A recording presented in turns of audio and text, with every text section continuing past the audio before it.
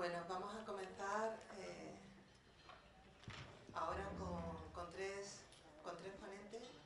Vamos a hacer una especie de mesa redonda donde van a intervenir los tres y después daremos paso a las preguntas una vez que hayan terminado sus ponencias y sus coloquios.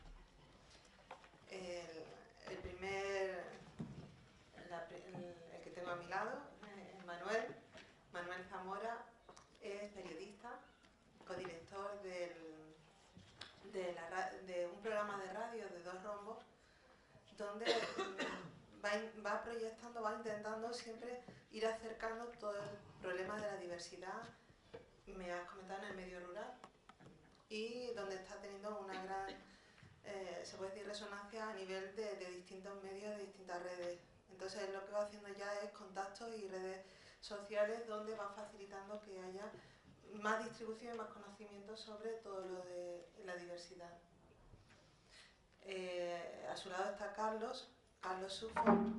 Él nos va a hablar sobre su experiencia en el Ayuntamiento de Marbella, donde ha desarrollado hace 2 años, lleva desarrollando durante una labor de 2 años de trayectoria, un nuevo proyecto en el tema también de la diversidad, donde nos va a contar un poco toda su experiencia y lo que ha ido ocurriendo en este periodo de tiempo.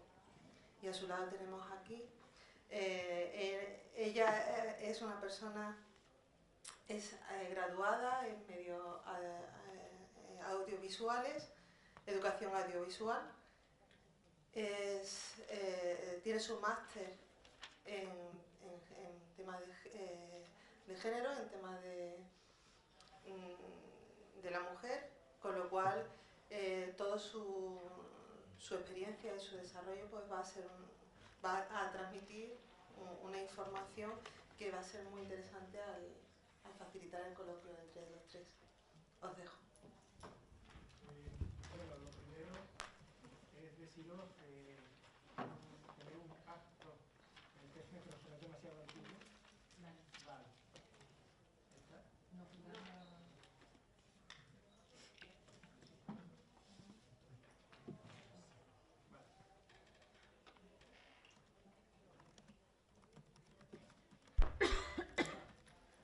Perdón, las antiguas tecnologías, pero bueno.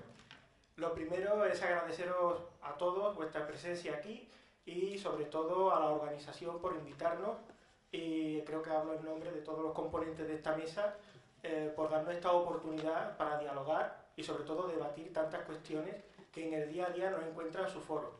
Bueno, lo primero, ya me ha presentado Yolanda, yo soy Manuel Zamora, realizo un programa y lo codirijo junto a mi compañero José Manuel Franco. Es un programa de educación sexual y también para hablar de los temas que menos se hablan en la sexualidad. Tanto diversidad, no solamente sexo, porque ese es el gran problema de la sexualidad, parece que siempre se habla solo de sexo, sino de todo lo que rodea a la sexualidad, como en la cultura, por supuesto la diversidad y sobre todo los efectos que esto puede tener en el trasfondo de la persona, ¿no? En este caso, parece que muchas veces nos olvidamos de que detrás del sexo hay personas y que la sexualidad tiene también un componente muy importante en nuestras vidas personales. Entonces, desde este programa lo que intentamos siempre es promover la forma de diversidad y sobre todo promover también otras expresiones más allá de lo binario. O sea, lo binario tiene una parte importante en nuestro programa, pero por supuesto vamos más allá y sobre todo en orientaciones de género estamos siempre dispuestos y abiertos a saber más sobre todo lo que se está moviendo, que por suerte últimamente vemos que hay personas muy interesantes, muy aplicadas. Aquí lo hemos visto esta mañana y desde luego lo vimos ayer durante toda la jornada.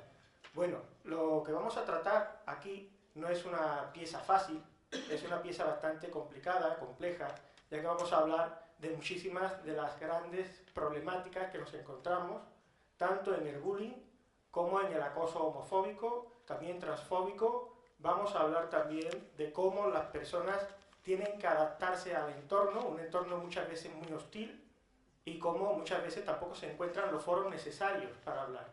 Yo como divulgador, dentro de tanto de mi programa como de las colaboraciones que hago en otros medios, siempre intento tejer redes. ¿Redes por qué? Porque muchas veces estamos trabajando en entornos en los cuales nos vemos como si fuésemos islas. Esas islas, sobre todo para mí, que trabajo en entornos rurales, son muy marcadas, y encontrar profesionales que tengan disponibilidad para poder hablar con nosotros y tener también la forma de promocionarse en los medios de comunicación, creo que es una sinergia pero muy importante para conseguir que todo lo que se está hablando aquí tenga un hecho real, sea una acción en la cual podamos verdaderamente desenvolvernos en el futuro y realmente tengamos una posibilidad de cambiar la sociedad, en este caso en positivo. Bueno, ya que hemos hablado mucho de la parte negativa, y lo vamos a hablar también en esta ponencia, detalle de ponencia de los dos componentes de esta mesa, especialistas en ello, también vamos a hablar después de los efectos de la palabra en positivo. Para terminar, hay una frase que me gusta mucho, procede del budismo, y habla de la palabra como tal. Ella, bueno, se nos cuenta en esta frase que la palabra tiene el poder de sanar y también tiene el poder de matar. Por tanto, cuando las palabras son buenas y sinceras, tienen verdaderamente el poder de cambiar el mundo. Vamos a cambiar el mundo y lo vamos a hacer de la mejor manera posible, con la educación. Y de eso vamos a hablar. Vamos a comenzar con Carlos, que sé que ha hecho un gran trabajo, sobre todo a través de su concejalía, que fue la primera que hubo en Marbella, de este tipo, y que además, a través también de Charo Alices, que realizó este libro, esta guía, que yo recomiendo mucho, es el bullying homofóbico, es una de las guías primeras que existen para tratar la homofobia en la escuela. Un tema que sin duda no nos puede dejar indiferente. Bueno, Carlos, ante todo, muchas gracias. Y bueno, vamos a comenzar a desarrollar todo este tema, que creo que tiene mucho material ahí. Buenos días a todos y a todas. Quisiera comenzar manifestando el agradecimiento, el gran agradecimiento que siento a la organización, tanto a... Perdón, ¿se me oye ahora? ¿Mejor? ¿No?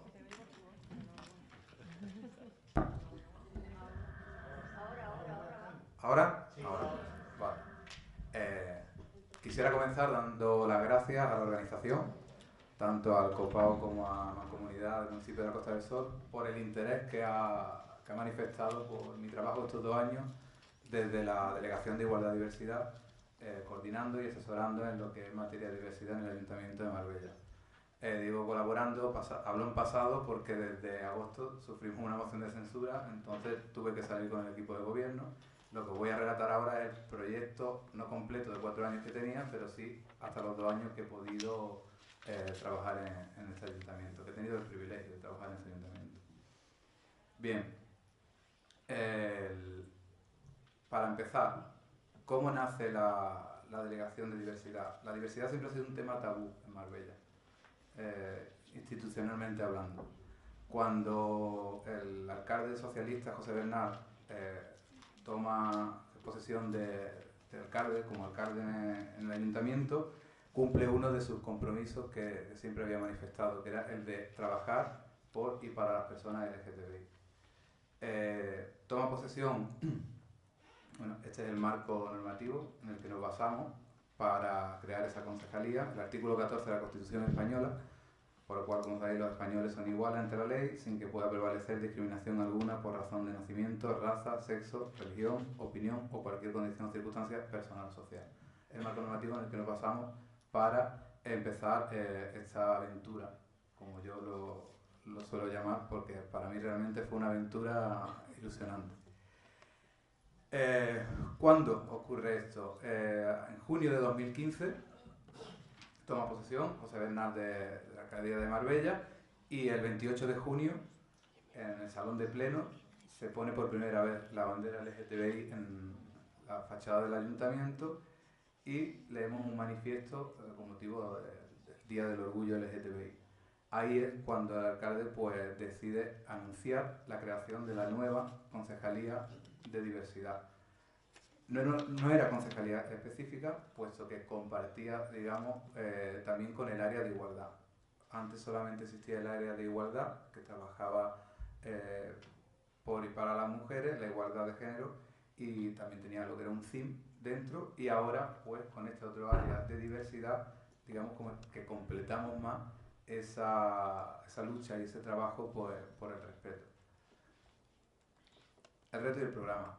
Cuando a mí se me ofrece la oportunidad de poder liderar este proyecto de diversidad desde esta delegación, me veo que estoy en un campo sin arar. Nunca antes había trabajado el tema de la diversidad. Entonces empiezo a buscar fuentes donde beber para crear lo que sería una hoja de ruta. Para mí, un programa donde pueda acudir para trabajar la diversidad, teniendo en cuenta que para mí algo fundamental tenía que ser la transversalidad. Aunque naciese el proyecto de la Delegación de Igualdad y Diversidad, tenía que trabajar, sabía que debía trabajar con el resto de delegaciones y con la sociedad en su conjunto. Luego empiezo a buscar pues, programas y planes, pero no encuentro a nivel nacional nada que me satisfaga o que sea lo suficientemente ambicioso como lo que yo quería para la ciudad de Marbella, exceptuando Barcelona, que Barcelona lleva desde 2004 trabajando la diversidad. Entonces, cuando yo voy a consultar en 2015, imaginaos los planes que tiene la ciudad de Barcelona. Algo que, para comenzar en Marbella, pues era demasiado ambicioso incluso para lo que yo quería. Entonces, me baso en ese plan para crear una especie de programa, de marco, de hoja de ruta transversal para trabajar con la diversidad con la ciudadanía. Este plan constaba de 12 áreas, que ahora pasaré a enumerar y a contaros cómo trabajamos en cada una de ellas.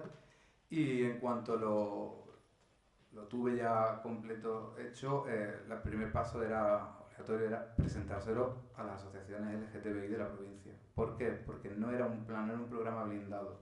Era algo que había que enriquecer con todas las opiniones de quienes más saben cuáles son las necesidades del colectivo en este momento. En este caso son, por supuesto, las asociaciones LGTBI. Tuvimos una reunión con todas ellas donde les ofrecimos la oportunidad de sumar, de enriquecer con sus sugerencias para, cuando empezáramos a trabajar definitivamente este programa, tuviésemos el mejor programa posible. Hicimos lo mismo también con el colectivo de empresarios. Nos reunimos con los empresarios LGTBI del municipio porque también queríamos que conociesen este programa y mantener una relación fluida por lo que pudiesen aportar y también ofrecerles la infraestructura y recursos que un ayuntamiento podía darle en este sentido, que nunca antes había sucedido. Tuvimos también reuniones con otros colectivos, como por ejemplo con el COPAO. Ya que estamos en este foro, pues yo creo que era obligatorio también ponerlo. Al que soy muy agradecido por toda la colaboración que recibí el tiempo que estuve trabajando en la delegación. Bien, el resumen de actividades.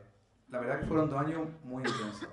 A pesar de ciertos obstáculos y problemas que teníamos, os lo contamos porque claro, estamos hablando de algo, una delegación de nueva creación, apenas partimos de cero prácticamente, pues intentamos optimizar esos recursos, que eran presupuesto propio independiente de la del área de igualdad, que eso ya era una conquista, aunque no fuese un presupuesto muy, muy alto, y después también teníamos otro tipo de carencias que pasaré a resumir más adelante cuando hable de los obstáculos con los que me encontré. El resumen de actividades, pues como estaba contando, intenté optimizar esos recursos y hacer el máximo de actividades y de implementar políticas, todo lo que estaba en mi mano, apoyándome mucho en las asociaciones y en otros colectivos. Os lo voy a resumir no en orden cronológico, sino como os he hablado del programa y de las 12 áreas, pues área por área os voy a ir contando un poco qué hicimos en cada caso. Adelantaros también que hay áreas en las que no pudimos trabajar nada, porque como he comentado antes, mi proyecto era para 4 años, no para 2. Entonces me encontré este agosto con que la mitad de las cosas que quería haber hecho no he podido hacerlas. Pero bueno, vamos allá. Áreas de actuación. La primera, prevención. No están en orden de importancia, pero ha sido una casualidad que para mí el eje, la columna vertebral de mi trabajo era la prevención, ese es el número 1. ¿Por qué? Porque pienso que hay muchas maneras de normalizar y de naturalizar la situación de las personas LGTBI, sin duda. Para ello una de las más importantes que considero es la visibilidad. Y hay otras muchas con las que he podido trabajar que me han servido como vehículos imprescindibles para trasladar ese mensaje de normalización. Pero la prevención creo que es algo esencial, porque si queremos erradicar los delitos de odio, de mañana tenemos que empezar a trabajar el bullying LGTB-fóbico de hoy. Y para eso no hay otra cosa más que formación, formación y formación. Formación al profesorado, formación a padres y madres, formación al alumnado. Entonces es un compromiso que tomé y en el que sabía que independientemente de poder alcanzar todas las áreas de mejor o de peor manera, la prevención iba a ser una de mis obsesiones con las que trabajaba. En este sentido, pues nos incluimos en el Plan Educa del Ayuntamiento de Marbella, que es un plan en el que diferentes delegaciones ofrecen talleres para, a través de una UAL, darlos a los centros educativos. Entonces, poniéndome en contacto con estos compañeros y compañeras, les pedí el favor de que me metiesen a la delegación, el trabajo de diversidad, lo metiesen dentro del calendario de Marbella Educa. Y a partir de ahí, yo me encargaría, o bien con personal externo, o yo mismo, como al final fue, de dar esos talleres de diversidad. Lo único que necesitaba era entrar en ese calendario para poder alcanzar el máximo de centros educativos para poder aplicar estos talleres. Evidentemente conseguimos entrar en la red y empezamos a dar los talleres. No contaba con personal. El único personal que yo tenía era el personal que estaba en el área de igualdad, que son las técnicas y las administrativas. Con las técnicas no podía contar todo lo que yo quería. ¿Por qué? Porque sus agendas eran desbordantes. Estaban todo el tiempo ocupadas con todo el trabajo que tenían ellas. No podía pedirle, además, que se implicaran mucho en el tema de diversidad. Aún así, tuve el apoyo puntual de todas ellas.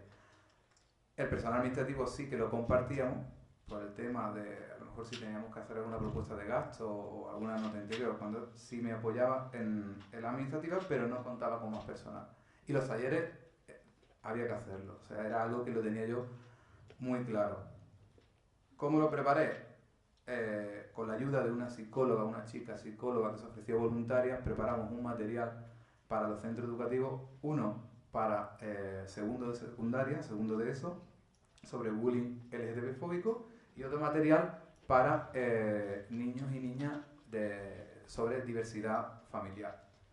¿Esto se está agotando?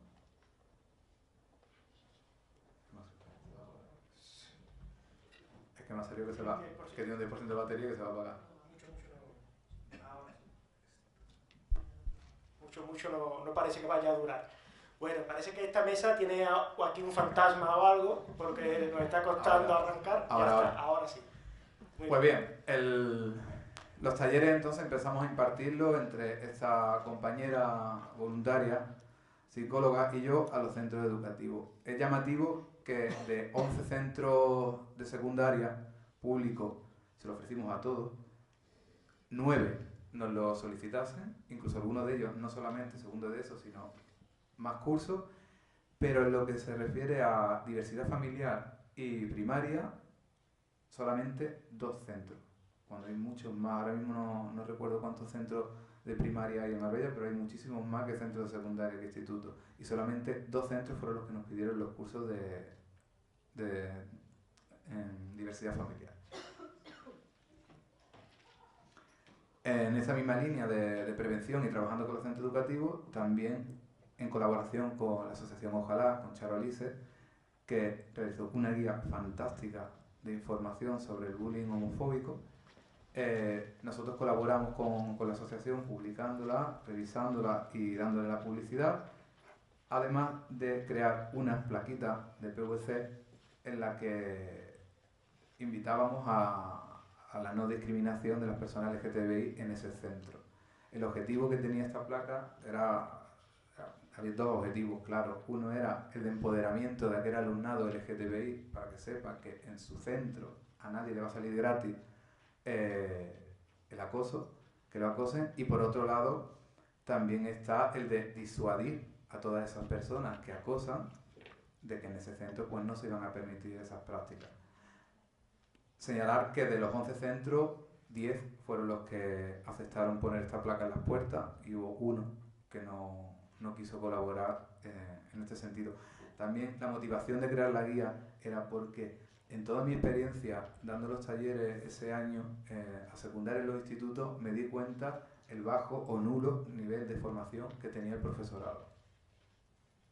Y no estoy exagerando. O sea, muchas de las cuestiones que me llegaban a mí o me solicitaban asesoramiento eran de profesores y de profesoras porque tenían problemas de bullying con a lo mejor menores trans o cualquier chico o chica LGTBI y no sabían cómo gestionarlo. No conocían los protocolos, no conocían ni que existían protocolos. Entonces nos vimos en la obligación también pues, de elaborar esta guía que sirviese como herramienta no solamente para ese profesorado, sino también para los padres y las madres que no sepan en qué consiste el bullying o no puedan reconocerlo, pues a través de esta guía iban a entender mucho, no solamente a sus hijos e hijas LGTBI, sino también iban a tener una herramienta bastante útil para prevenir ese bullying. En relación al bullying por LGTBI-fobia, no solamente impartimos talleres para el alumnado, sino también nos lo demandaron diferentes colectivos, como por ejemplo uno de ellos fue que me llamó la atención, una asociación de vecinos. Porque tenían el miedo de que vaya a ser que sus hijos e hijas estuviesen sufriendo bullying en su instituto o incluso que fuesen los bullies, las personas que acosan y querían tener información. Entonces nos demandaban talleres de este tipo que una vez más volvimos a trabajar en colaboración con Ojalá. Talleres infantiles. También realizamos talleres de talleres. Consistían en un conjunto de talleres para niños y niñas que a través con un fondo de diversidad y de respeto, pues habían cuentacuentos interactivos, pintacaras, realizaban chapas ellos mismos y ellas mismas con mensajes de respeto a la diversidad, etc.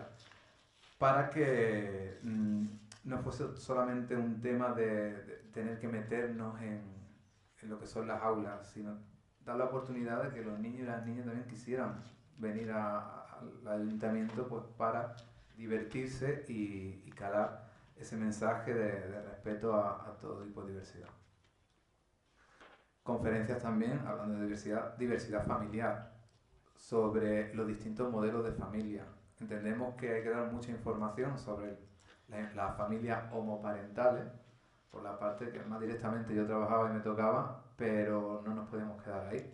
Entonces, gracias a otra colaboración con la Asociación Galey, tuvimos conferencias para hablar de todos esos modelos de familia que nos encontramos hoy en día en cualquier aula. No hay dos familias iguales y todo eso había que explicárselo no solamente a los niños y las niñas en las clases, sino también al conjunto de la sociedad fuera de ella. El área de cultura. A mí el área de cultura siempre me ha gustado mucho porque interpreto que la cultura es un vehículo fantástico para transmitir un mensaje que quieras hacer llegar a los demás. Tú puedes hacer muchas conferencias, puedes hacer muchos seminarios, muchas charlas, que te va a venir gente que por su profesión o a lo mejor por un interés que tenga en esta materia, pues lo va a disfrutar. Pero hay otra parte de la sociedad que a lo mejor pues, les puede resultar un poco tedioso o aburrido venir a cualquiera de estas cosas. Entonces, a través de la cultura es una manera en la que tú sí podías hacer llegar ese mensaje de diversidad, de respeto y de normalización de una manera un poco más lúdica o atractiva. En este caso, pues hemos tenido desde el ciclo de Cultura y Arte LGTBI, que era un ciclo en el que todos los viernes teníamos una actividad cultural, todos los viernes de septiembre. Esto era durante un mes, con una intención de anualidad, de que se repitiese todos los años y eran todos los viernes de septiembre una actividad cultural LGTBI distinta. Adquirimos más de 30 títulos diferentes en todas las bibliotecas de Marbella y San Pedro sobre bibliografía LGTBI, que iba desde cuentos infantiles, ensayos, novelas, grandes éxitos, clásicos, de todo tipo, que mantuvimos durante un mes, como podéis ver ahí, en la estantería de novedades, pero después entendíamos que cada libro debe estar en su sitio. Los cuentos con los cuentos, los ensayos con los ensayos y las novelas con las novelas. porque no, me decían que por qué no creábamos, había un área, por ejemplo, de la mujer y de igualdad, que por qué no creábamos uno similar de diversidad. Y pensé, se me vino rápidamente a la cabeza que era como crear una especie de gueto.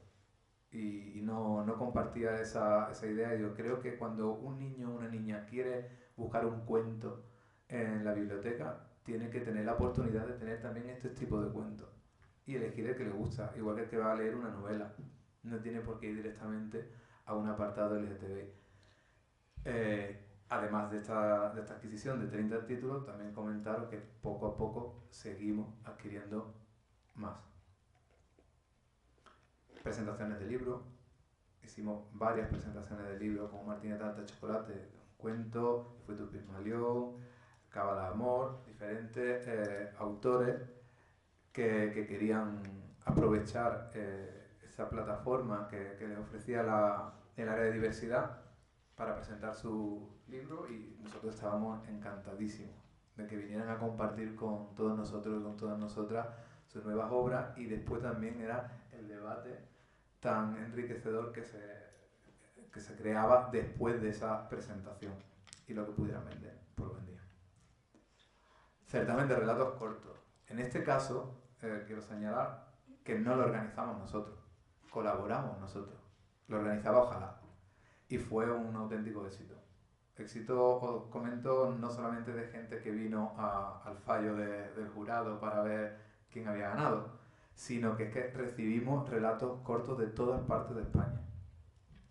Para comentaros que de las 3 ganadoras, fueron 3 chicas, ninguna era de la provincia. Creo recordar que una era hasta de Burgos. O sea que tuvo una repercusión bastante positiva. Coloquio en torno a la figura de Federico García Lorca, teatro, Voces en el silencio, cortometrajes del Festival de la Peca, documental, El viaje de Carla. También puntualizar, de todas las actividades que tuvimos en la delegación, la del viaje de Carla fue la que tuvo mayor repercusión.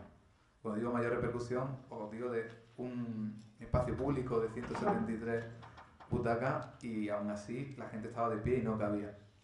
Porque fue la verdad que, aparte del documental, que estaba bastante bien, el halo y el ambiente que se creó después en el coloquio fue fantástico.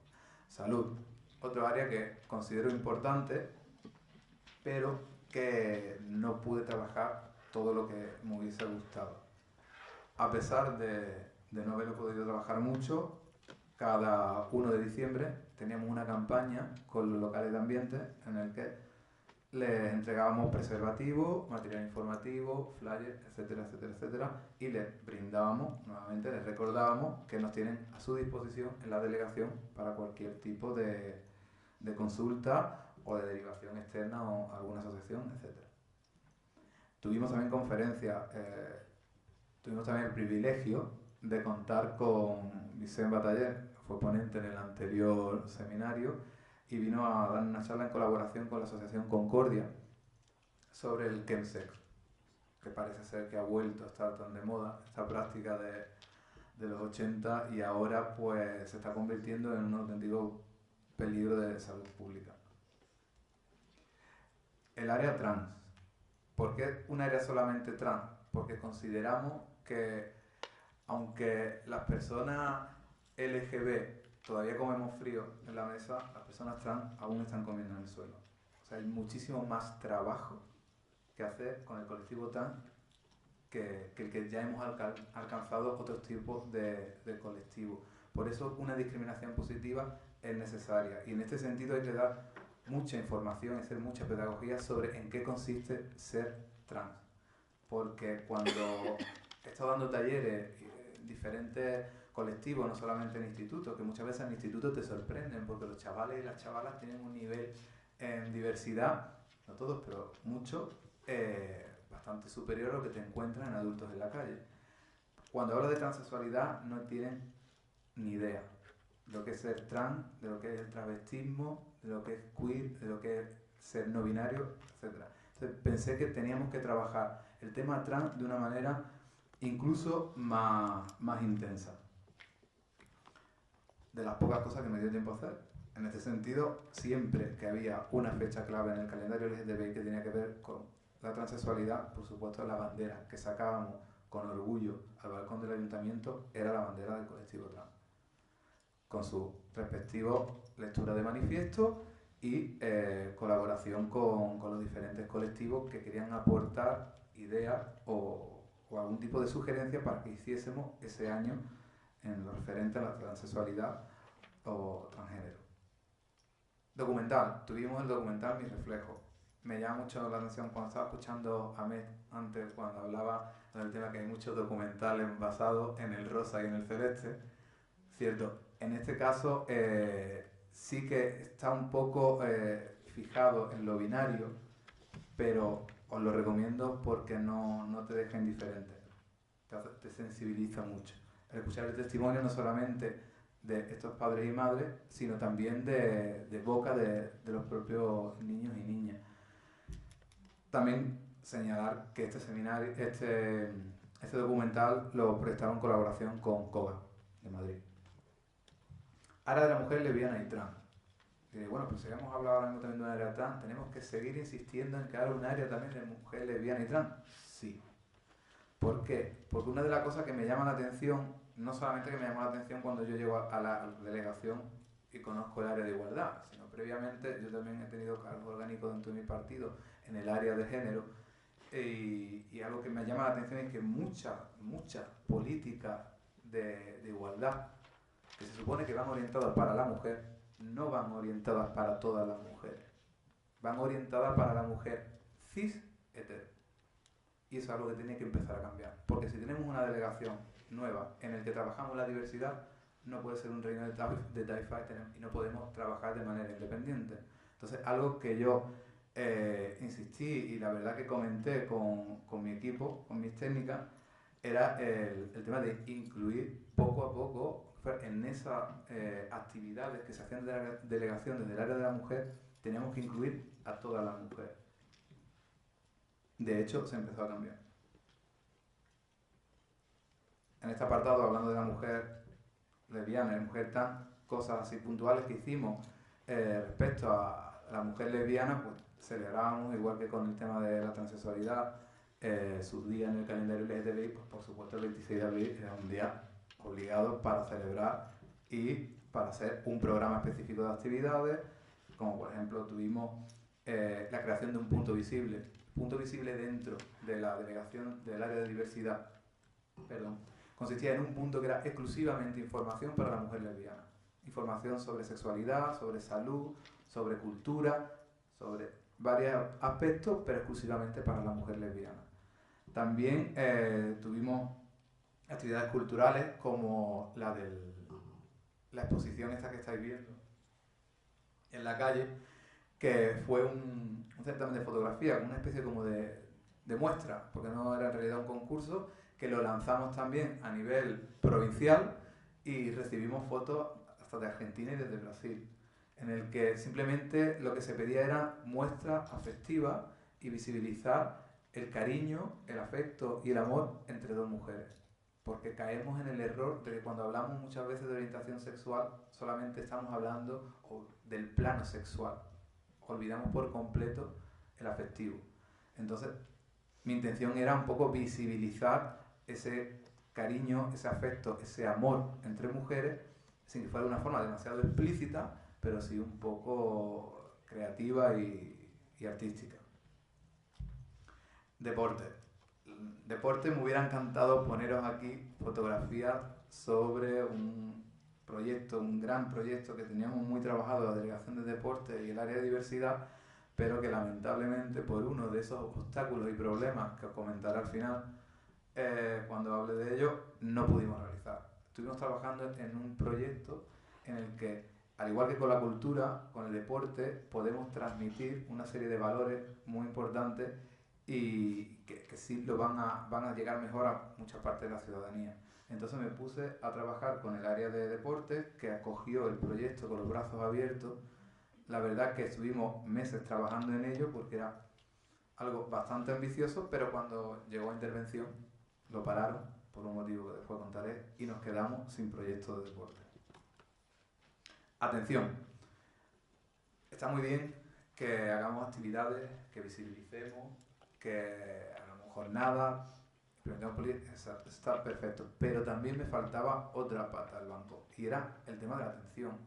Yo puedo estar haciendo muchas cosas hacia afuera, pero ¿y si me viene un vecino o una vecina de Marbella con un problema concreto relacionado con la diversidad? No lo voy a atender, no vamos a tener ningún tipo de servicio, para nada.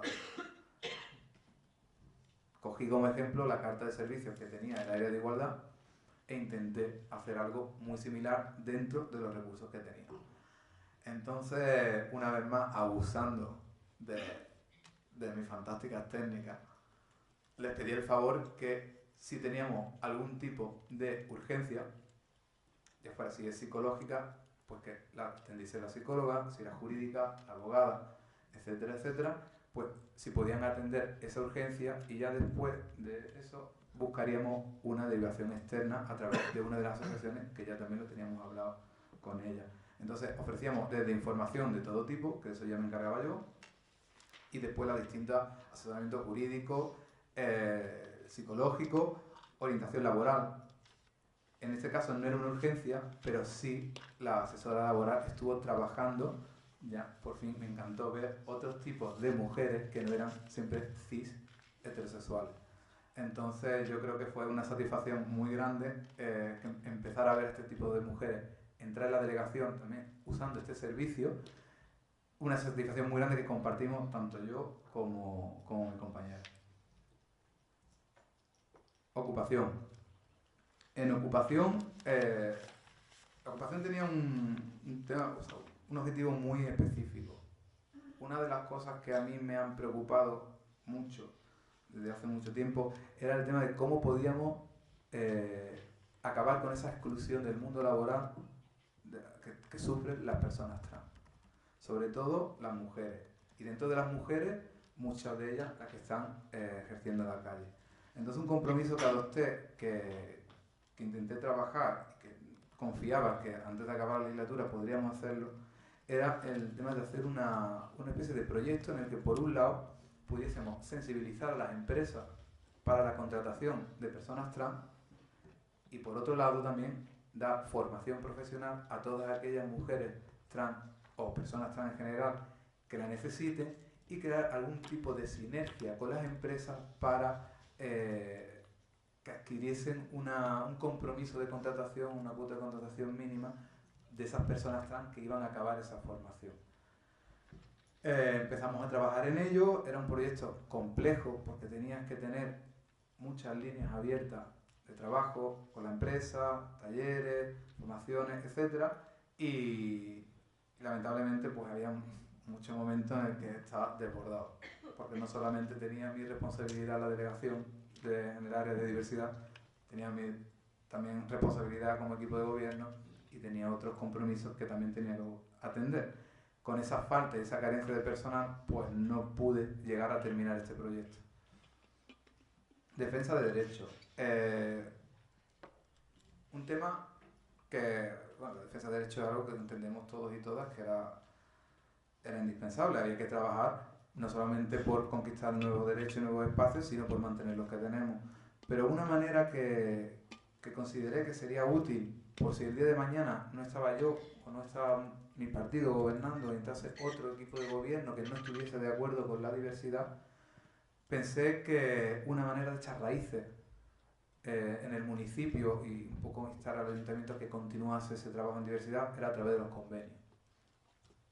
De manera que empezamos a hablar a mantener relaciones con entes, con organizaciones que pensábamos que podían aportar mucho al municipio, y estas organizaciones veían y conocían el compromiso que tenía este ayuntamiento con la diversidad.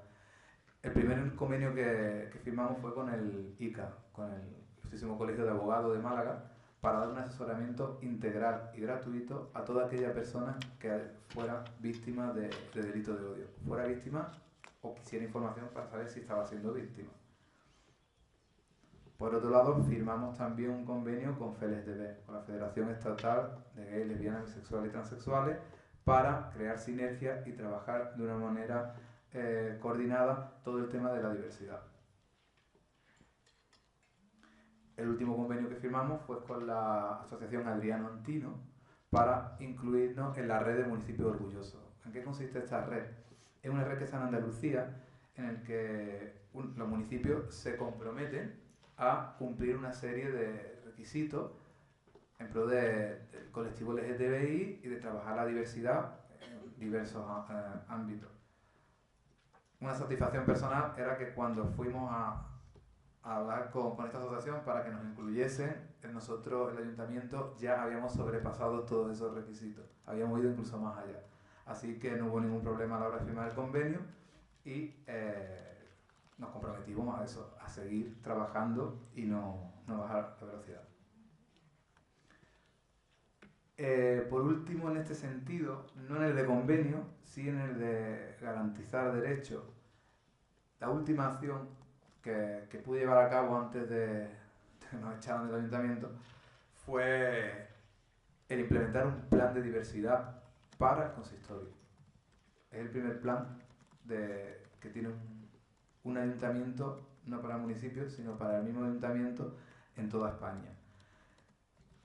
¿Sobre qué versa el plan? ¿Qué intención tiene? ¿Qué objeto? Pues no es otro que el de, por un lado, garantizar la igualdad de oportunidades del personal LGTBI dentro del ayuntamiento, dar formación a todo el personal del ayuntamiento, no únicamente para aquellas personas que están trabajando cara al público, sino también por el tema de que un ayuntamiento que tiene más de 3.100 empleados, imagínate por porcentaje cuántas personas LGTBI tienen que estar trabajando, visibles o no visibles. Y he vivido primera persona, no hacia mí como víctima, pero sí he tenido que presenciar desgraciadamente muchas actitudes bastante desagradables de discriminación y de falta de respeto dentro del ayuntamiento. Entonces eso yo creo que era algo que había que erradicar. Y también porque si otro de mis objetivos era el solicitarle y el pedirle a la empresa privada que implementaran planes de diversidad o códigos de buenas prácticas en este sentido, ¿cómo yo, que soy empresa pública, soy administración, no voy a cumplir todos esos requisitos y se lo estoy exigiendo? Tengo que ser el espejo donde se mire la empresa privada. Entonces, por ese motivo, decidimos implementar este plan, contratar una consultora para que lo llevase a cabo, que ahora en noviembre tenía que haber emitido ya la primera parte, que es la de diagnóstico, pero se ha retrasado con el tema de la moción, el cambio de gobierno, y me imagino que para diciembre probablemente tengan ya el diagnóstico. Después de conocer cuáles son los puntos flacos y fuertes del ayuntamiento en lo que a diversidad se refiere, pasarán al diseño del plan y confiamos y esperemos que cuando llegue a pleno ese plan pues se vote a favor y se lleve a cabo sobre todo. Turismo. Turismo también me hubiese encantado trabajarlo. También. ¿Qué problema tiene el turismo? Que requiere de un presupuesto muy grande. Entonces, siendo realista, estábamos empezando, el presupuesto que tenía diversidad era más bien cortito. Entonces prefería optimizar ese presupuesto y dedicarlo a prevención, por ejemplo, que el turismo. Porque tenía la esperanza de que vamos a ir creciendo, poco a poco iremos siendo más grandes y ese presupuesto pues crecerá también en consonancia al área, ¿no? Y bueno, pero aún así sí que hicimos algunas cosillas, como fue que teníamos nuestros propios flyers turísticos, como los que tiene el Ayuntamiento de Marbella, pero también serán del Ayuntamiento de Marbella, pero desde una perspectiva de la diversidad, en inglés y en español. Y también pues tuvimos representación en Fitur, que daba bastante, una plataforma bastante importante para darte a conocer a muchísima gente y que se supiese que Marbella y San Pedro contaban con un área de diversidad en el que ofrecía pues todo lo que os he estado relatando. En materia de seguridad, una de las cosas primeras que intenté hacer en materia de seguridad era el reciclaje, formación o reciclaje, porque no sabía qué nivel de diversidad tenían los cuerpos de seguridad municipales, eso, la policía local. Ahí me encontré yo un techo, porque no quisieron aceptar ningún tipo de formación. Entonces fue, la verdad, que uno de los primeros palos que me me pusieron en la rueda, pero aún así pensé que también hay otras maneras de trabajar la seguridad. Si la policía local no quería esa formación, pues desde la delegación teníamos que actuar en consecuencia de alguna manera. Por ello, creamos una campaña sobre los delitos de odio, informando en qué consisten los delitos de odio y también animando a denunciar. ¿Por qué? Porque aunque cada año, por desgracia, estamos viendo que crece, se incrementa ese porcentaje de denuncias de delitos de odio, estamos hablando solamente de la punta del iceberg. ¿Por qué? Porque los delitos de odio no son delitos que se suelan denunciar de una manera clara, ¿no? ¿Por qué? Porque detrás hay una vergüenza. Hay una vergüenza de que si a mí me han agredido por ser gay, a lo mejor en mi casa no lo saben, ¿cómo voy yo a una comisaría y voy a decir que me han pegado? ¿Qué me va a decir ese policía?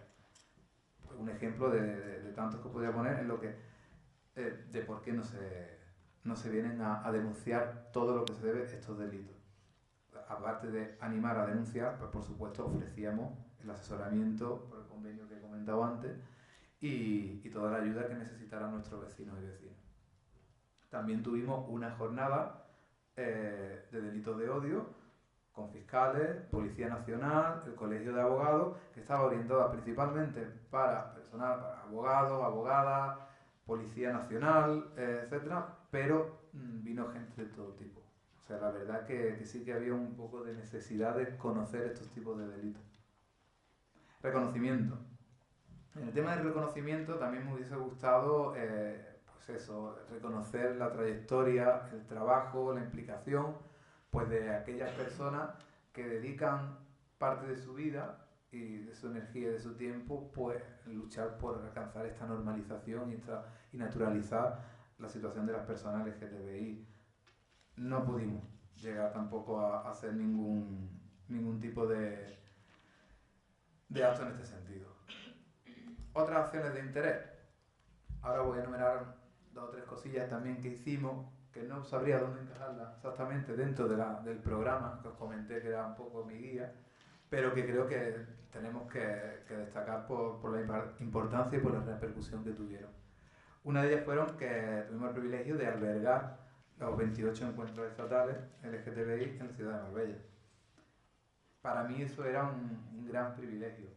¿Por qué? Porque podíamos tener en el municipio a un gran número de asociaciones LGTBI donde iban a arrojar pues, sus últimos estudios, cuestiones, planteamientos, y va a ser un foro de enriquecimiento muy potente en el que, además, como ayuntamiento, pues me veía en la responsabilidad de enriquecer de alguna manera.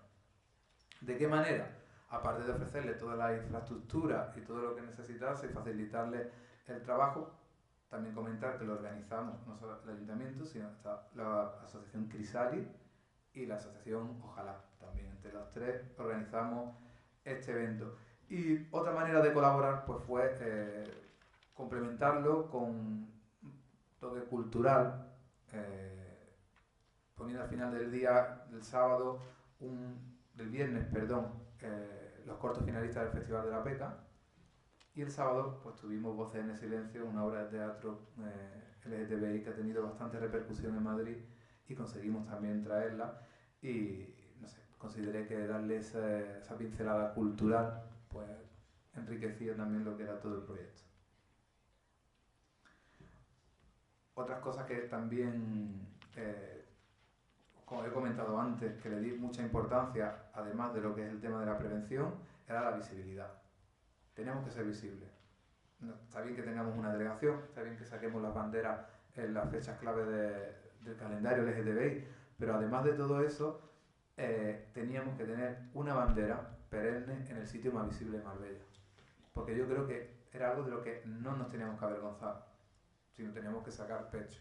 Por lo que pusimos en el espigón del faro una bandera LGTBI con una placa que recordaba a todas las víctimas que han sufrido persecución o han sido asesinadas años atrás por su orientación sexual o su expresión o identidad de género. Pusimos esa bandera en el espigón del faro en el paseo marítimo de Marbella.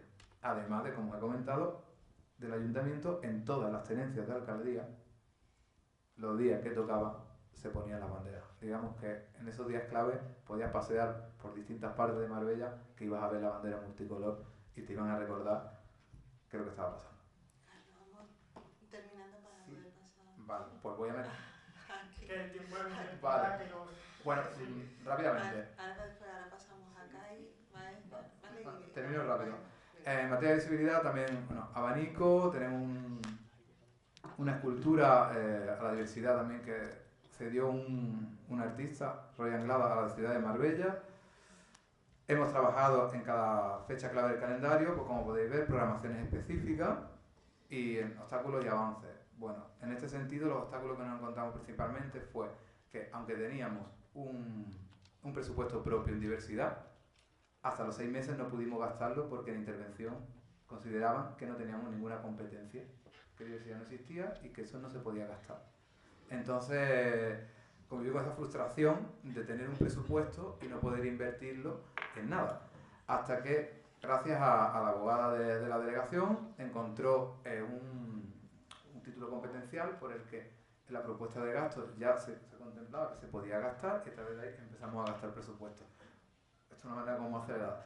Y si me permitís, solamente un minuto más para que os ponga un vídeo de 1 minuto que realizamos en la delegación, es con lo que me gustaría pues cerrar el tema de esta experiencia que he tenido estos 2 años. Así que os dejo con el vídeo, que es muy cortito.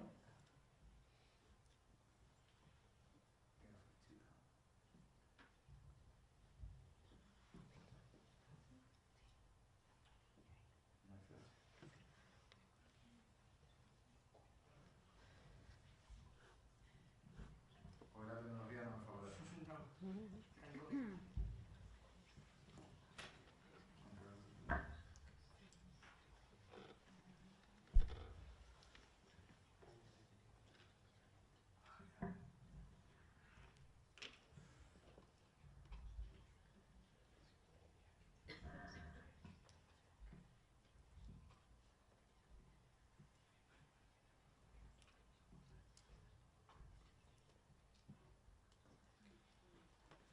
¿No tienes sonido?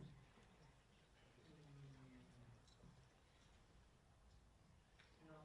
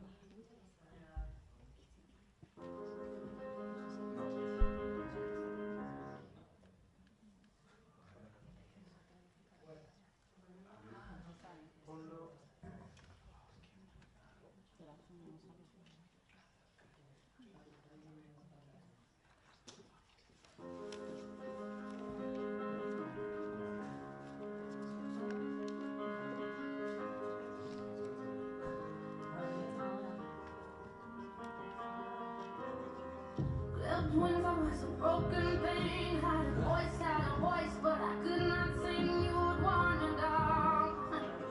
I struggled on the go. Bueno, Tenemos... os prometo que había un vídeo que sonaba. A ver, el problema y sobre el problema 1. Tenemos... Ahí está, sí. Inténtalo atraer.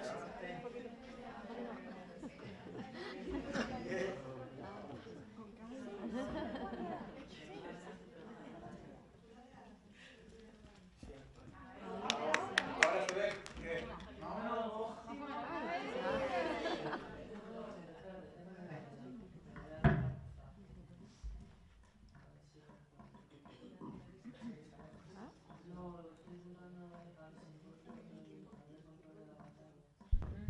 Vamos a ver este pequeño percance técnico Vamos a tardar en esto en el vídeo porque 1 minuto nada más. y en un momento va a entrar la compañera.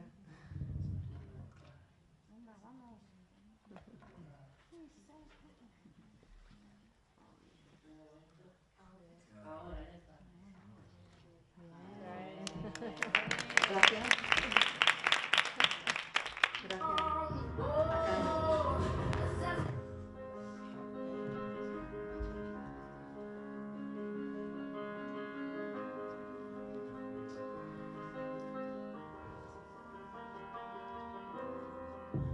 twins, I was a broken thing. Had a voice, but I could not sing. You would wanna down.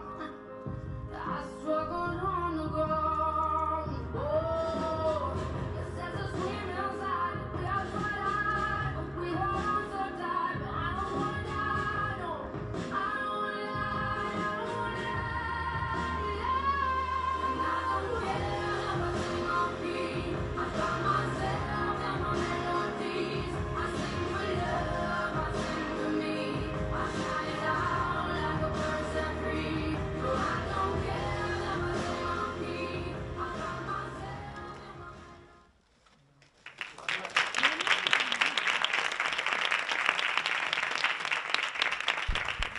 Ahora sí pasamos a Kai. Buenas tardes. Vale, bueno, yo soy Akai. Como ha dicho, como han dicho en la presentación, yo me gradué en comunicación audiovisual, hice el máster de estudios feministas de la Complutense y he trabajado en el activismo para la asociación Todes Transformando de Córdoba, que es una asociación que se centra sobre todo en la atención a personas trans, aunque trabaja en general toda la población LGTBI, si nos llegan caso. Y bueno, para empezar, darle las gracias infinitas a Copao, porque es muy complicado que a una persona de mi edad que está iniciando su carrera investigadora le den pie a una conferencia, le den pie a una charla, y la verdad es que es una alegría que se cuente con gente joven y bueno, especialmente conmigo, por la cuenta que me trae. Pero bueno, entonces yo, el primer seminario que hizo Copao también estuve y hablé un poco de mi experiencia desde la investigación de los géneros no binarios, que es un tema muy complicado, incluso dentro de la población trans. Es un tema muy polémico, sobre todo cuando se trae desde una teoría feminista, desde una perspectiva de género. Y bueno, a día de hoy es algo que todavía está prácticamente sin investigar. Si una búsqueda rápida en Google Scholar podéis ver que solo si hacéis una búsqueda en inglés aparecen artículos y en español no aparece absolutamente ninguno. Sí es verdad que no, o sea, la academia no está desierta de referencia a los géneros no binarios, pero no existe una publicación, un artículo todavía que se centre realmente en esto. Dicho esto, voy a intentar a ver si puedo rescatar el PowerPoint de la última vez, porque aunque realmente lo voy a mencionar poco, sí es verdad que sería interesante comentar algunas cosillas. A ver, bueno, para empezar, hablando de este tipo de temas, muchas veces pues surgen problemáticas porque es un tema muy reciente y muchas veces se aborda desde una perspectiva complicada. Se aborda desde una perspectiva complicada porque se habla mucho desde la experiencia, pero no existe realmente una metodología para hablar de los géneros no binarios. Para que nos entendamos, los géneros no binarios... Vale, para que nos entendamos, los géneros no binarios son aquellas identidades de género. Pasa, sí, dale, pasa. Bueno, los géneros no binarios son aquellas identidades de género que no se acaban de conformar o no se ven reflejadas en los conceptos hombre-mujer. Entonces, lo que ocurre con este tipo de identidades de género es que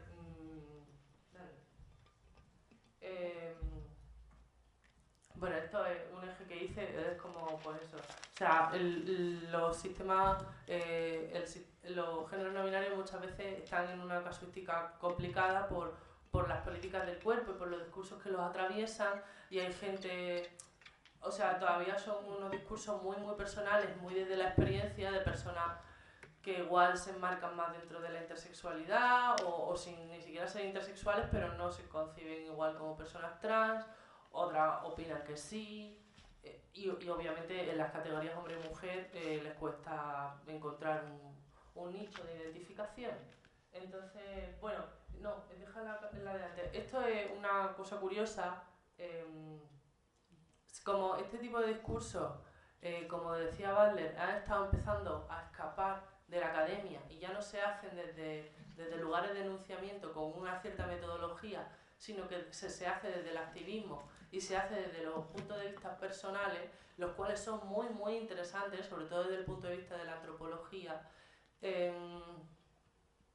Sin embargo, este tipo de puntos pues muchas veces pueden llevar a errores metodológicos que puedan generar definiciones confusas, porque al fin y al cabo son más que discursos o más que clasificaciones metodológicas, son narrativas de la experiencia. Entonces, por ejemplo, pues dentro de los géneros no binarios hay gente que se identifica con este tipo de conceptos. A mí no me gusta utilizarlos todavía porque considero que son términos muy, muy nuevos y que necesitan un asentamiento y que exista más pluralidad de discursos para que se vea que hay un continuum, un discurso, digamos, más fuerte sobre este tipo de temas.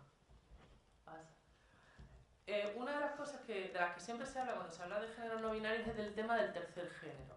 El tercer género es una categoría que aparece en la antropología en el siglo XX y hace referencia a otras culturas que tienen identidades de género establecidas dentro de la propia cultura, más allá de hombre o mujer. Muchas veces, sobre todo desde la perspectiva queer más inocente, por así decirlo, muchas veces se observa este tipo de tercero género en clave europea, en clave occidental, digamos, desde una mirada extranjera a esta cultura, y ocurre que se ve como una especie de movimiento revolucionario, ¿no? Es decir, de repente encontramos que hay sociedades mucho más antiguas que la nuestra que desde hace muchísimos años tienen más géneros que hombre y mujer. Esto es una falacia que es normal, o sea, es un error que es entendible, pero si nos paramos a mirar cuáles son los casos de este tipo de género no binario, nos podemos encontrar que no son categorías realmente revolucionarias del género, son una forma de ostracización y de marginación de las personas trans. En este sentido, en la pantalla aparecen varias cosas. Aparece una mushe en la esquina superior derecha, que es una mujer trans realmente, mexicana, pero que en la cultura mexicana no se les identifica como mujeres, se les identifica como mushe. Se les identifica como una categoría para ellas solas. Esto tiene sus pros y sus contras, pero yo le veo más contras realmente. Las mujeres trans que trabajan bajo la categoría de mushe se consideran como una especie de ángel terrenal que baja y va a ser guardián de su familia toda la vida. Es decir, esto es de la misma manera que a las mujeres se les ha relegado al hogar durante muchos siglos, pues en este sentido se relega a esta persona a no tener realmente una vida propia y a cuidar de su familia toda la vida. Sí, es verdad que se respeta su expresión de género y se respeta que lleve la ropa que quieran, pero nunca se le llega a considerar una mujer porque no cumplen con categorías de la sociedad mexicana, en este caso, como puede ser parir o gestar en general, y entonces pues se le tira una categoría realmente que al final acaba siendo marginal, y bueno, este realmente es el caso como más positivo, porque en el caso de India tenemos las hijiras, que son mujeres trans también, es una tercera categoría que está, digamos, por así decirlo, institucionalizada culturalmente. Y las hijiras, el problema que tienen es que no se les considera mujeres, igual que las mushes, se les considera hijiras, pero esta categoría de marginalización es mucho más fuerte, porque representan prácticamente una casta, y es verdad que en otras épocas en India se les tenían un valor ritualístico, es decir, se les consideraba como una especie de clero, y por lo tanto, de alguna manera como que se les protegía, pero al fin y al cabo, pues estaban apartadas de la sociedad de esta manera. Pero ahora que con la globalización muchos rituales y muchos entendimientos religiosos han caído en desuso en muchas sociedades, las hijiras están abocadas a la prostitución, están abocadas a la limosna y se les considera brujas, pero en un sentido negativo. Es decir, las hijiras van por las zonas en las que viven pidiendo limosna a los hombres, y los hombres tienen la obligación de darle limosna porque si no sufren una maldición en la creencia local. Entonces, esto obviamente con el trabajo de activistas hijiras y de activistas LGTBI de India se está intentando revocar, pero esta es la realidad que existe. Y en el caso de las Kazui, que son las mujeres trans tailandesas, pasa exactamente lo mismo. Quizá a ellas sí es verdad que como que están, digamos, se les acerca más a un rol de mujer clásica, pero al fin y al cabo pasa exactamente lo mismo. A ellas se les categoriza como Kazui y en ningún momento llegan a alcanzar la categoría mujer. Sí es verdad que eso, que se les permite utilizar la ropa que quieran. De hecho, Tailandia es el país con la cirugía más avanzada en reconstrucción genital y en feminización facial, pero esto también tiene un doble sentido. No es solo el hecho de la marginalización de las mujeres trans, que muchas veces acaban también en circuitos de prostitución y de la industria del entretenimiento y no son tomadas en serio por el hecho de ser Kazui, sino que también la categoría Kazui no es una categoría digamos, revolucionaria, porque solo encierra a mujeres trans. Los hombres trans están totalmente borrados de la existencia de la sociedad tailandesa. Y de hecho, pues, la forma en la que se está conociendo a hombres trans es pues, realmente por la influencia internacional que está teniendo la visibilización trans. Y el último caso, sí me resulta interesante, es el tema de los dos espíritus, no me voy a parar mucho. Es un tipo de tercer género que se identificó en sociedades nativoamericanas. Y este tipo de tercer género, aunque es verdad que, pues, como todos los géneros, pues tenía sus roles y sus estereotipos bien marcados y tenía sus deberes sociales, y por lo tanto esto era una categoría limitante, como pueden ser todos los géneros en todos los sentidos, pero sí es verdad que se les infundía más un respeto. Es verdad que si existía quizá... claro, esto es complicado de explicar. No se sabe, obviamente, si existía por parte de estas personas digamos, una voluntad un sentimiento de hombre o de mujer, digamos, binario, y siempre estaban relegados a su categoría como dos espíritus, pero era una categoría muy fluida, porque se consideraba que esta persona como que tenía realmente dos espíritus de dos personas, el espíritu femenino y el espíritu masculino, y como que era una fórmula que se podía más adaptar a la persona, pero al fin y al cabo pues seguía siendo una forma de marginalización. Pasa. En Europa hemos tenido, esto también lo comenté en la anterior charla, no me voy a parar mucho. En Europa hemos tenido imágenes de personas trans durante muchos años, lo que pasa es que obviamente la historia los ha borrado. En el caso de lo que se conoce como hermafrodita en la cultura griega, que no es lo mismo que el hermafrodita en la cultura romana, las hermafroditas eran mujeres trans, eran personas que nacían, no se sabe muy bien si realmente o sea, era una transexualidad o realmente era más un caso de intersexualidad, pero eran mujeres que se identificaban como mujeres, que tenían cuerpo que aunque habían nacido con unos genitales ambiguos, unos genitales que se podían entender masculinos,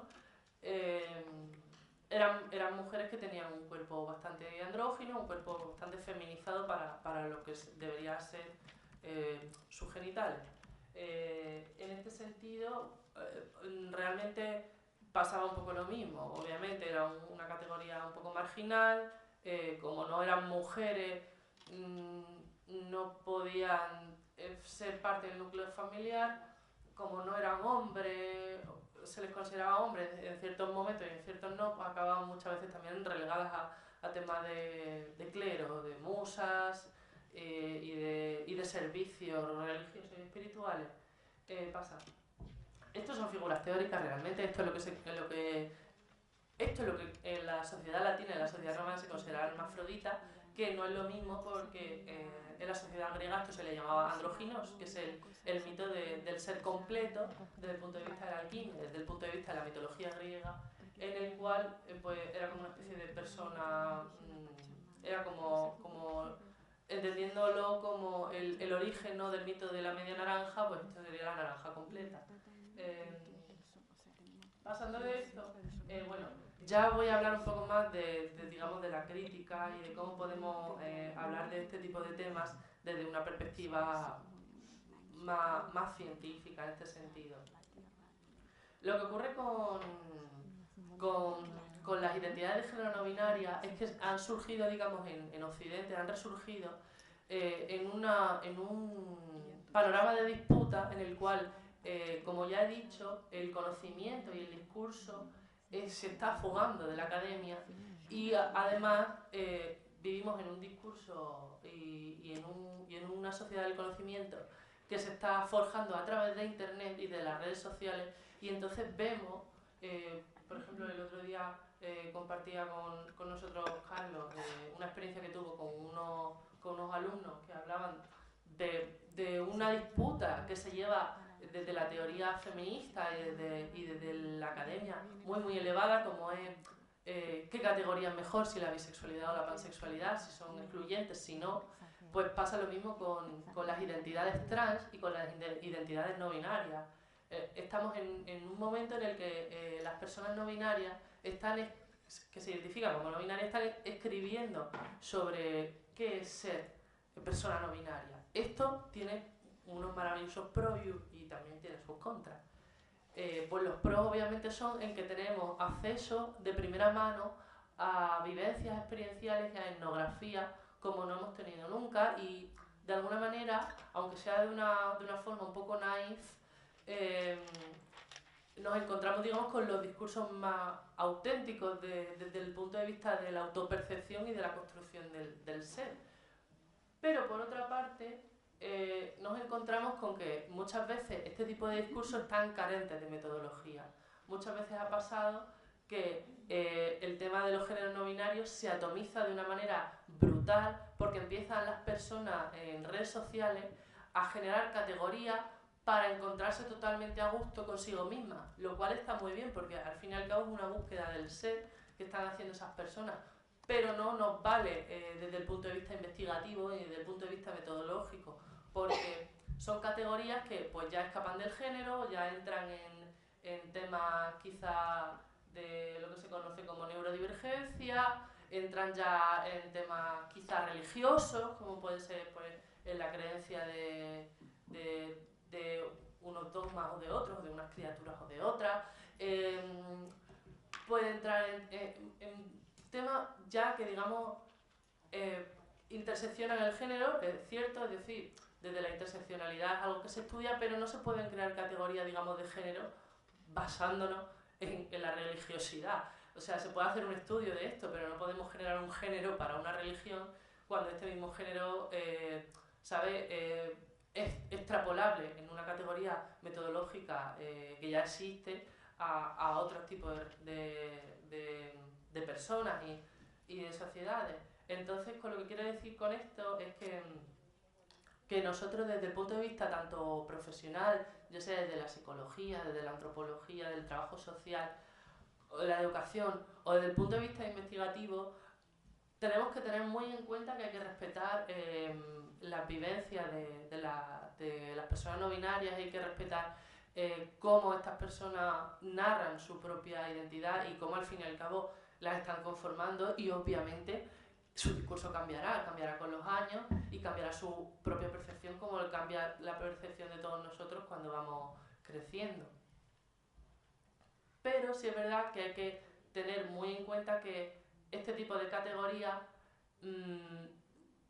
hay que pasarles un ojo crítico muy fuerte desde el punto de vista metodológico, porque si no, lo que ocurre es que la academia y cualquier persona investigadora se va a encontrar con un mar de información apuntando hacia absolutamente todas las direcciones y no va a existir realmente una forma metodológica de esto.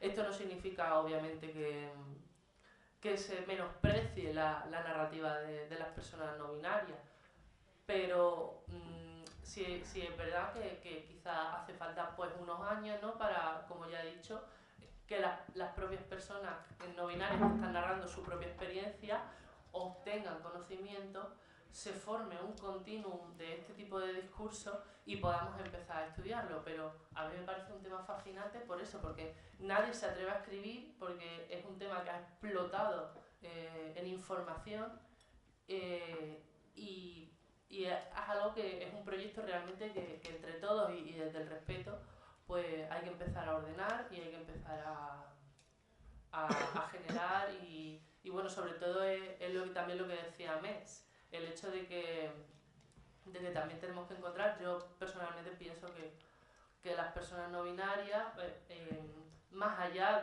de digamos, las decisiones que tomen sobre su corporalidad y cómo quieren definirse o llevar a o cuál es su cuerpo, su paradigma corporal y cuáles son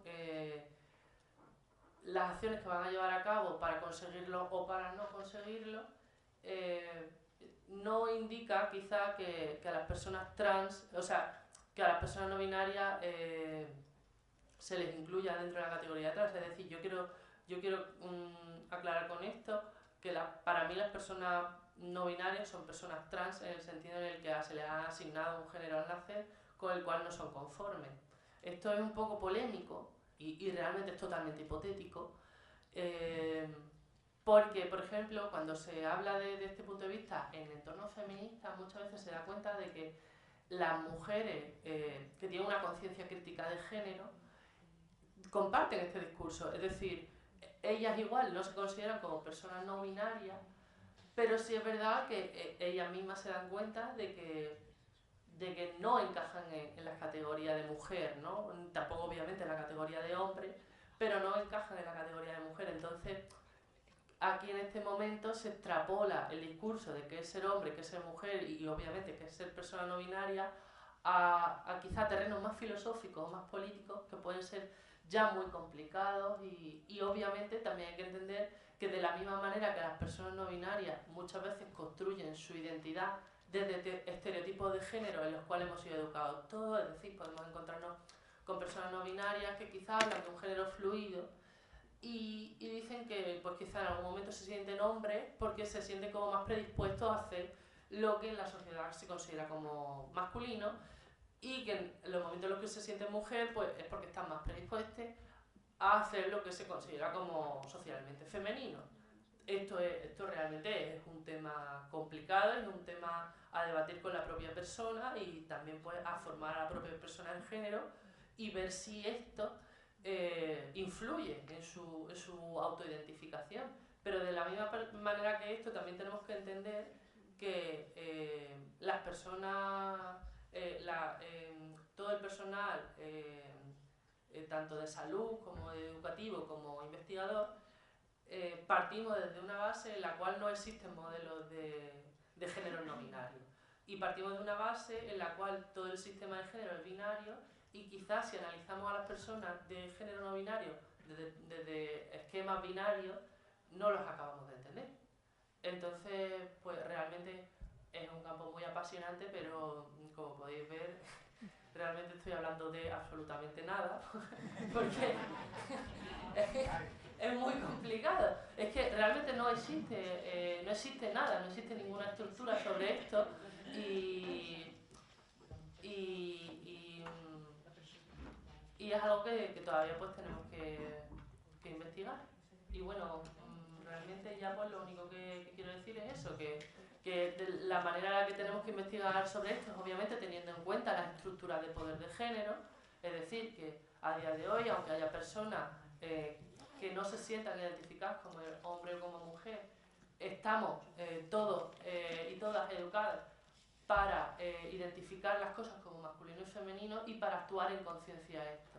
Es decir, una persona no binaria obviamente puede operar desde, digamos, desde escalas de grises, desde la androginia, desde un flujo, pero esto no impide que el resto de la sociedad le categorice como hombre o como mujer y que actúe en consecuencia a esto. Es muy interesante esto porque se pueden dar casos de personas que tengan una apariencia física o una expresión de género muy andrógina, y la verdad es que me interesaría mucho pues, ver cómo evoluciona quizás la explicación feminista de la teoría política del poder del género en raíz a estas personas, porque realmente habría que ver quizá aquí en qué categorizamos a estas personas, porque obviamente no se les puede meter dentro de... no se les puede considerar que van a ser toda la vida tratadas y educadas como hombres, y no se puede considerar que van a ser tratadas y educadas como mujeres toda la vida. Entonces es un tema también bastante amplio y bastante apasionante. Y bueno, no me quiero enrollar mucho más para dejar paso a las preguntas.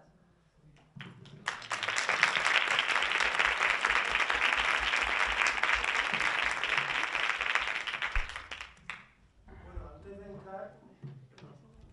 antes de entrar en lo que serían las preguntas, vamos a abrir un pequeño diálogo entre los componentes de esta mesa, que como podemos ver han expresado mucho. Decía Kai que prácticamente estaba en la nada, ¿no? Porque es un concepto casi metafísico, ¿no? Explicar todo esto, pero de eso nada. Nos has explicado muchísimo, sobre todo en el tema cultural, que como podemos ver, muchas veces cuando se habla de ese tercer sexo, vemos como si fuera un avance, pero cuando vemos las condiciones de vida de muchas de estas personas, que la denominan esta cultura del tercer sexo, vemos que están discriminadas y que están muchas veces abocadas a una vida de mucho sufrimiento y sobre todo de un prácticamente neutro desarrollo personal, porque se la encasilla ahí y de ahí no puede salir, no tiene forma de escalar socialmente ni tampoco de vivir su vida como ella quisiera.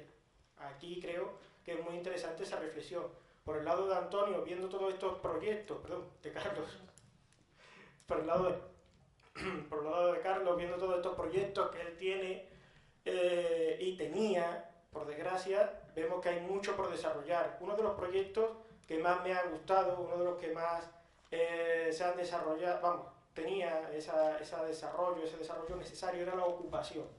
Cuando hablamos de homofobia, hablamos muchas veces de un tema que va siendo conocido, muy conocido, pero cuando hablamos de transfobia prácticamente es un gran desconocido. Y en ese gran desconocimiento que tenemos en la transfobia vemos que hay un núcleo en el cual muchas veces la marginación se ceba, ¿no? Con las personas transexuales hasta el punto que llegan a la exclusión y que muchas veces incluso el trabajo de esclavitud sexual es lo que tienen que recurrir. Cuando hablaba precisamente Carlos de esa ocupación tan necesaria, yo creo que bueno, nos ha hecho pensar sobre hasta qué punto los proyectos y programas son insuficientes, como creo que también es insuficiente muchas veces la educación sexual que recibimos. Es una educación sexual marcadamente binaria, no hay duda, también muy centrada en el patriarcado, y también tenemos ese, yo creo, punto de ausencia muchas veces de verdaderos expertos que puedan dar la materia. Yo hablando de educación sexual, me hablaban de cómo era el método reproductivo, era prácticamente el sexo, enseñar la reproducción. Enseñamos la menstruación hasta cierto punto, eso si no hay detrás alguna empresa que esté por ahí donando tampones o compresas, que está por detrás. Otras veces nos encontramos los preservativos, también con alguna empresa por detrás, y del resto no se habla. No se habla de otros tipos de educación, no se habla de alternativas y sobre todo de diversidad sexual. Cuando nos encontramos ante esta problemática, nosotros, en este caso desde mi emisora, que es Radio Luna, creamos el programa Dos Rombos para intentar ver todas esas formas de sexualidad, todas esas formas en las cuales se nos escapa en la sociedad, en los medios de comunicación, como una expresión de la verdadera necesidad de aprender. Hemos aprendido muchísimo con los dos componentes que nos han acompañado en esta mesa. Yo tengo miles de preguntas que hacerle, tengo que compartir las preguntas con vosotros, naturalmente, no voy a ser tan egoísta. Y antes que nada, Lo que sí quisiera es abrir un pequeño diálogo entre nosotros en el punto para mí más clave. Cuando estamos hablando de esa falta de ocupación en muchas personas transexuales, de esa marginación de fondo, ¿hasta qué punto tenemos que trabajar, porque realmente no se está haciendo lo suficiente, eso ya está más que claro, pero hasta qué punto tenemos que trabajar por cambiar el entorno? Porque al fin y al cabo la persona puede cambiar, puede ser con múltiples formas de género, puede ser con múltiples formas de expresar sus sentimientos personales, pero si no cambia el entorno para desarrollarse, siempre se va a encontrar con ese muro de fondo. ¿Qué podemos hacer para empezar a cambiar y qué podemos hacer para trabajar el entorno? Que yo creo que es la clave para verdaderamente transformar la sociedad.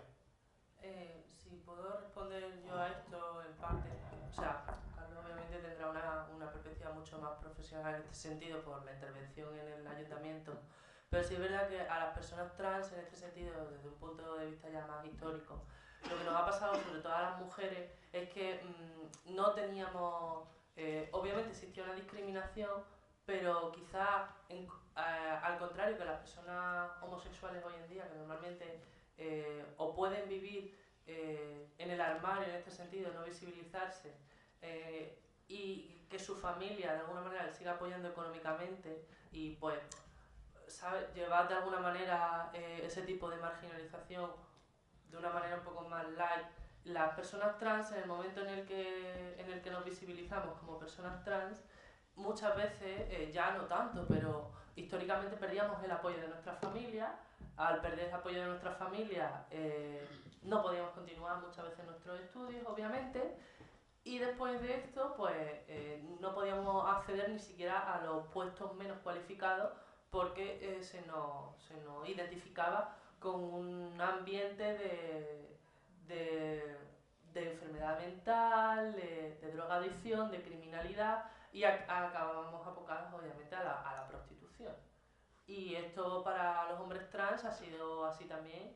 De hecho, si hacéis una pequeña investigación sobre los foros y sobre las publicaciones de personas trans aquí en España, hasta hace muy poquito también los hombres trans se estaban planteando ejercer la prostitución por el mismo motivo, porque no encontraban trabajo. Y entonces aquí pues quizás como un discurso un poco manido, ¿no? Pero el tema de la educación a la sociedad en general, en la aceptación de las personas trans, sobre todo a las familias, es muy importante, porque una persona trans, solo por el hecho de ser trans, va a tener, como ya dije en otras intervenciones en el seminario, una presión social y política muy fuerte, que le va a llevar a situaciones de estrés y de angustia que le va a impedir mucho desarrollarse en el ámbito académico, en el caso de personas jóvenes.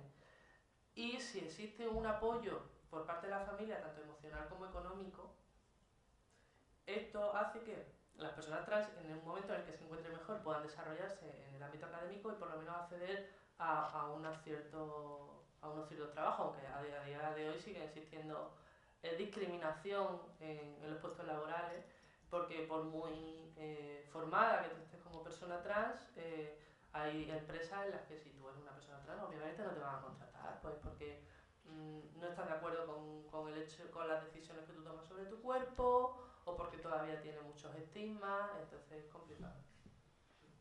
¿Y qué podemos decir, Carlos, sobre todo ese trabajo que se puede hacer sobre el entorno? Pues yo creo que el entorno hay que trabajarlo en su conjunto.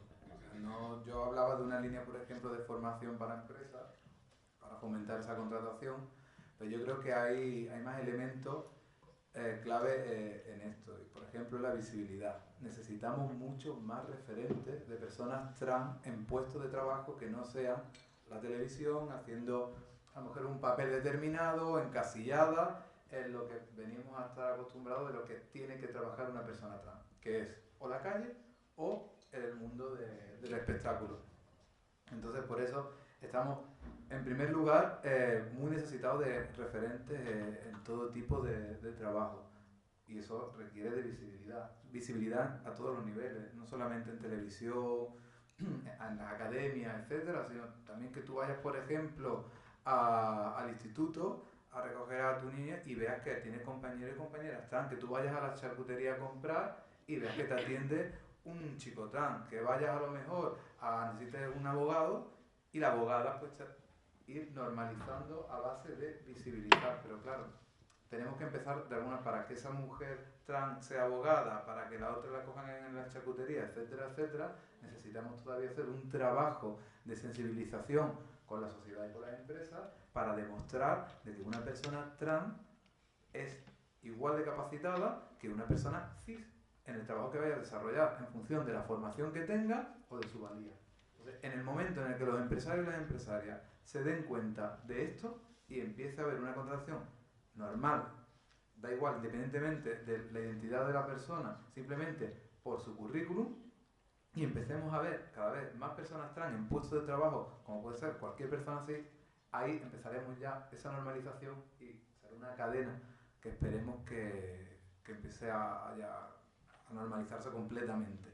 Para ello, pues yo tenía este proyecto para intentarlo.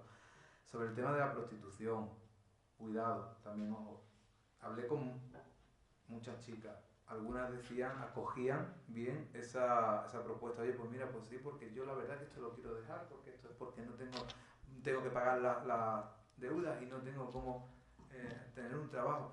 Pero ojo, había otras que me decían que no.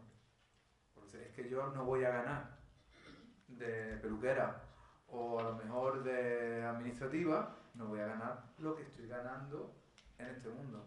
Ya ahí estamos en la libertad de cada persona y eso sea otro trabajo, ya ahí entraríamos ya en otro campo. Pero la alternativa es responsabilidad, en mi opinión, única hoy por hoy de la administración pública. Tenemos que ayudar a todos los colectivos que están siendo discriminados en sus distintas facetas. Esta es una de ellas. Pues tenemos que dar desde las instituciones la solución en tanto a la formación para las empresas, formaciones profesionales para aquellas personas trans que verdaderamente no hayan podido. Hay muchas personas trans que hacen su tránsito en el instituto, por ejemplo, y debido al acoso que sufren, dejan los estudios.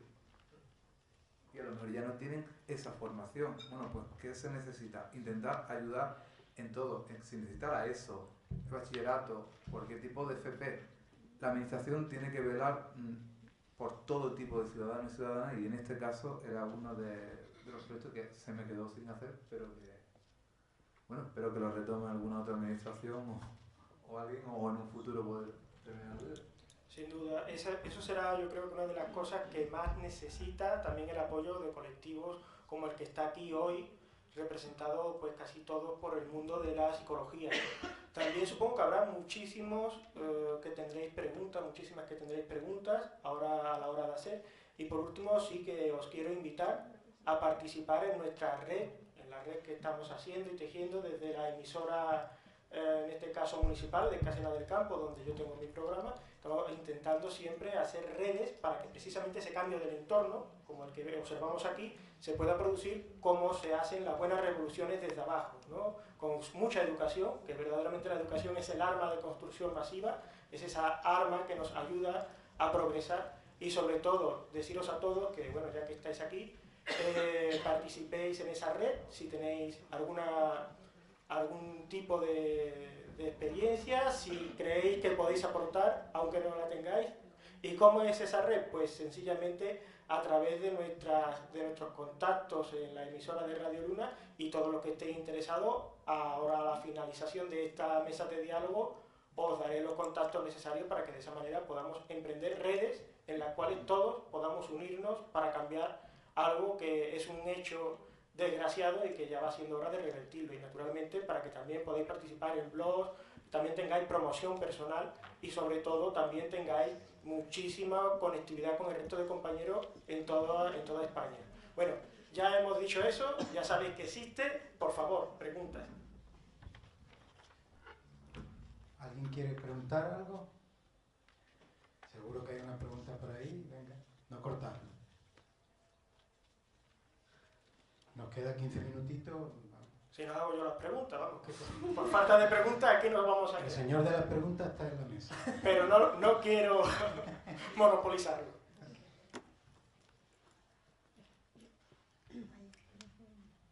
Voy a hacer venir de no sé si me oye bien.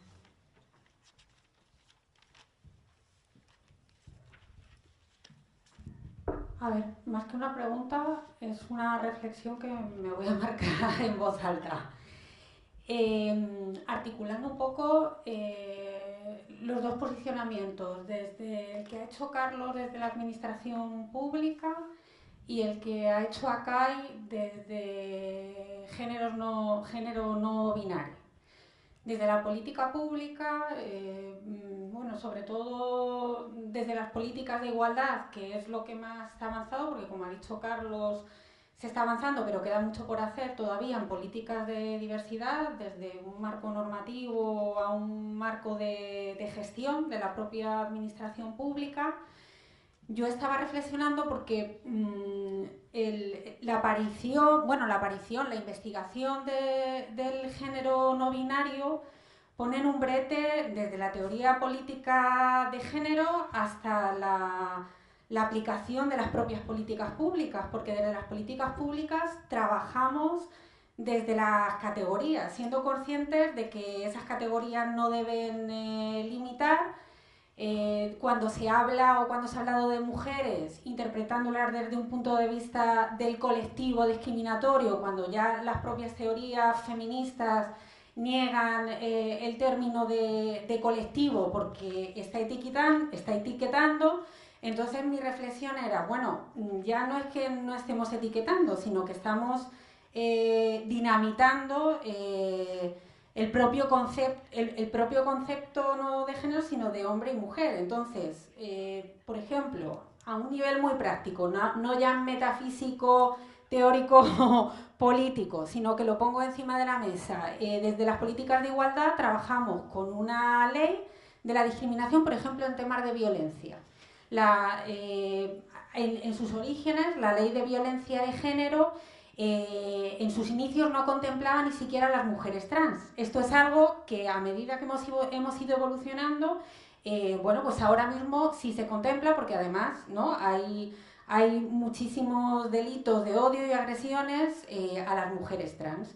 Y yo me preguntaba, y lo lanzo aquí, ¿qué pasaría, por ejemplo, con una persona bueno, pues que se posiciona, se autodetermina como un género no binario o incluso fluido?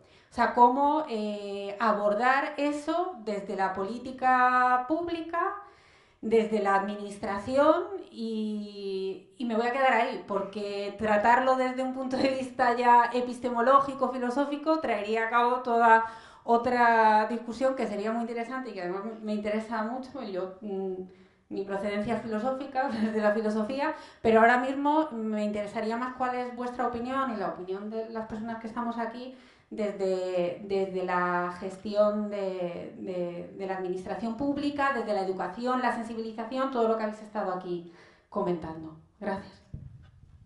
Yo en este sentido voy a ser muy clara.